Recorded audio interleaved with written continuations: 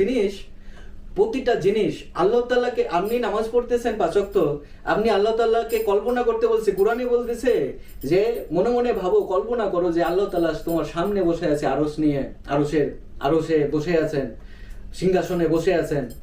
তো এটা কি কল্পনা নয়? এটাও তো কল্পনা। কিন্তু এই কল্পনা কি ওই কাল্পনিক, যেটা আমরা সাধারণত তাচ্ছিল্য করে বলি?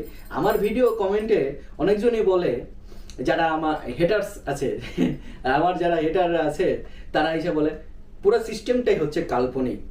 আপনি কি করতেছেন যেটা হচ্ছে বাস্তবিক, একটু বলে যাবেন আমাকে কমেন্টে। দুনিয়াতে যতগুলো ধর্ম, সিস্টেম এবং ইবাদত আছে, সব কিছুই তো কল্পনার মধ্যেই। কল্পনা থেকে আপনি একটা প্রেম করবেন একজনকে, সেটাও তো কল্পনা থেকে সৃষ্টি হয় না? না প্রেম উপর থেকে আইসা হাজির হয় একটা কোনো প্রোডাক্ট হিসাবে? ঠিক আছে, সবই তো হচ্ছে কল্পনাটাই